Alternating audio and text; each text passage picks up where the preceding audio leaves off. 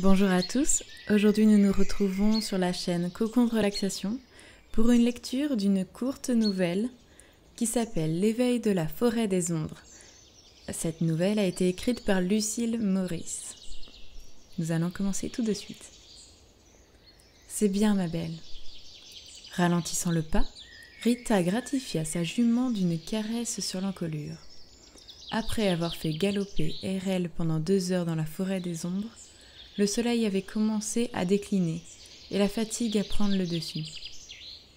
Il était plus prudent de s'arrêter pour la nuit.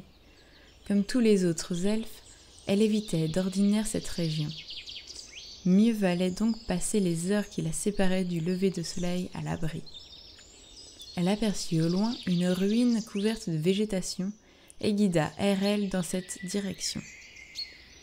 Rita posa pied à terre et déchargea sa jument une centaine de mètres derrière l'édifice, près d'un lac. Les derniers jours avaient été éprouvants. Rita avait récolté suffisamment de cerises des hauteurs pour mettre sa famille hors du besoin pendant quelques semaines.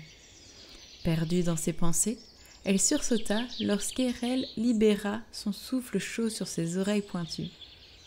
Elle sourit avant de fouiller dans sa sacoche et d'en sortir une pomme rouge rayée de blanc.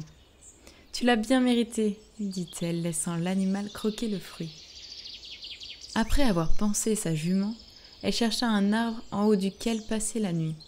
De manière générale, les elfes souffraient de vertiges maladifs. Pas Rita et sa famille. Depuis toujours, ils étaient cueilleurs des hauteurs, ce qui faisait d'eux l'une des fratries les plus respectées du royaume. Situation assez risible lorsque l'on savait que cette famille si respectée n'était en réalité composée que d'orphelins abandonnés dans les hauteurs. On avait essayé de les oublier. Ils avaient conquis les canopées et s'étaient rendus indispensables.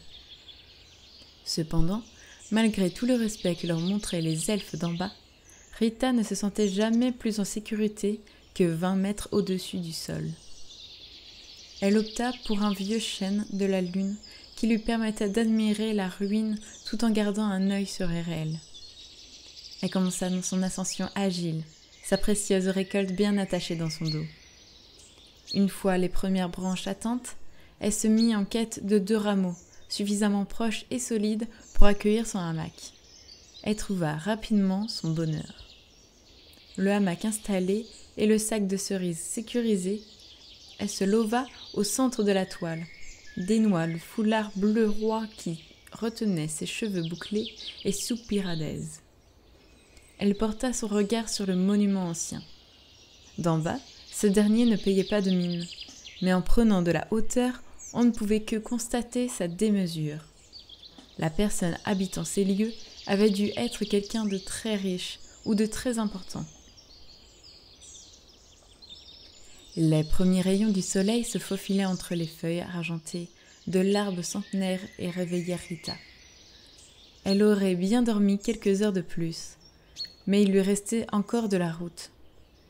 Toujours somnolente, elle voulut s'étirer, mais un poids inhabituel sur son torse arrêta son mouvement.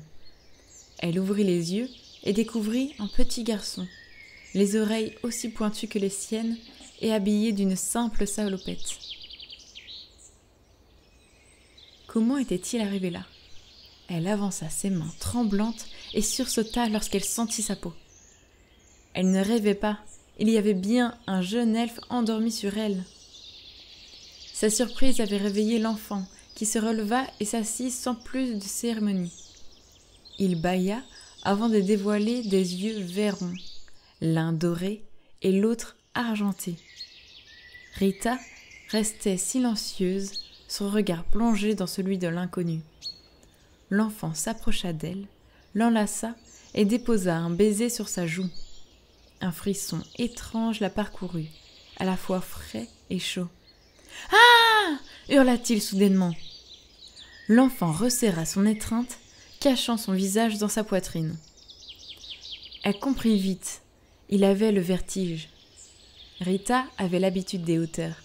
Elle avait intégré sa famille seulement quelques heures après sa naissance. Si elle n'avait jamais éprouvé le vertige, elle savait que certains elfes avaient du mal à contrôler leur peur du vide. Ses frères et sœurs, arrivés chez les oubliés à un âge plus avancé, mettaient plusieurs mois à se maîtriser totalement. Une question demeurait cependant. S'il avait le vertige, comment ce jeune elfe était arrivé là? Un mystère qu'elle se promit d'élucider une fois en bas. Rita inspira un grand coup et tenta tant bien que mal d'ignorer les cris de l'enfant et de faire le vide dans sa tête. Il était évident qu'il ne pourrait pas descendre seul. Elle allait devoir le porter. Elle attrapa son foulard et le noua autour de sa taille pour maintenir le petit. Ce n'était pas parfait, mais vu comme il s'accrochait à elle, il y avait peu de chances qu'il tombe.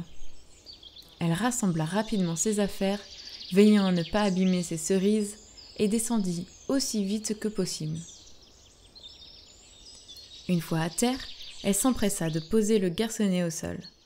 Il arrêta instantanément de pleurer et resta silencieux, caressant l'herbe fraîche de ses pieds nus.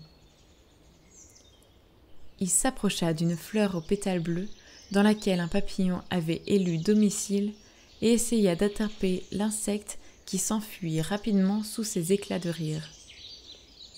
Il s'approcha de nouveau de Rita et lui prit la main en souriant. Elle se mit à sa hauteur et demanda « Comment t'appelles-tu » L'inconnu ne lui répondit pas, la dévorant de ses yeux marrons, un sourire tiré jusqu'aux oreilles. « Comment es-tu montée là-haut » ajouta-t-elle. L'enfant ne répondait toujours pas.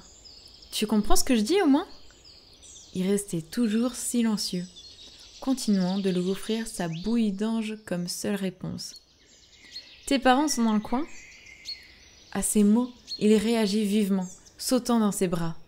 Il posa de nouveau un étrange baiser sur sa joue et lui murmura un nom.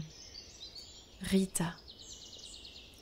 Perturbée, elle chercha son regard, mais il était déjà passé à autre chose. Erel arrivait, accaparant toute son attention. Il n'y avait pas le moindre signe de vie à des kilomètres à la ronde. Si c'était perdu, elle aurait plus de chances de retrouver ses parents une fois arrivée dans la capitale. Rita caressa sa jument et l'enfant l'imita en riant. « On va être plus chargé que prévu. J'espère que tu m'en veux pas. » Après 1 heure de voyage rythmé par les rires du jeune elfe, Rita arriva en bas de chez elle. Alors qu'elle était en train de panser sa jument et de surveiller le garçon qui s'émerveillait de tout ce qui l'entourait, André entra dans l'écurie. « La récolte a été bonne ?»« Excellente. J'ai même eu le droit à un bonus, dit-elle en désignant l'enfant. « Où l'as-tu trouvé ?»« Il dormait sur moi quand je me suis réveillée dans la forêt des ombres, tu sais, à côté des ruines. »« Rita, sais-tu pourquoi on nous appelle les oubliés ?» demanda-t-il pensif. Elle secoua la tête. Ces histoires ne l'avaient jamais intéressée. Les vieilles légendes, c'était bon pour soulager la conscience de ceux d'en bas. Au temps où les elfes s'entretuaient pour un mètre de terre supplémentaire, une reine réussit à construire une paix fragile entre quelques peuples. Pour la remercier de son travail, la déesse du jour lui offrit un héritier, un elfe aux yeux d'or, signe de son origine solaire. Au début, tout se passait pour le mieux, mais très vite, la reine comprit qu'elle n'aurait jamais la patience de s'occuper d'un enfant. Après quelque temps, le dieu de la nuit la prit de pitié et lui proposa un marché. Si elle était capable de surmonter sa peur du vide, il lui reprendrait son fils et ferait en sorte qu'il soit oublié de tous. La reine gravit l'arbre de plus en plus haut de son royaume et demanda au dieu de la nuit de prendre soin de son enfant. Depuis ce jour, les parents incapables de s'occuper de leurs enfants affrontent leur peur du vide pour les confier au dieu de la nuit et à ses oubliés. « Mais il n'a pourtant qu'un œil doré !» se contenta de répondre Rita, voyant très bien où voulait en venir André. « Oui, un œil doré, brillant et chaleureux, comme le soleil au zénith. »« L'autre argenté et hypnotique comme une pleine lune, » dit-elle en soupirant. Rita prit l'enfant dans ses bras. Descendant des astres, prince ou pas prince, tout enfant a besoin d'une famille, pensa-t-elle, et d'un nom. Je vous remercie de m'avoir écouté. J'espère que cette courte nouvelle vous a plu et on se retrouve bientôt dans une prochaine méditation ou dans un prochain récit.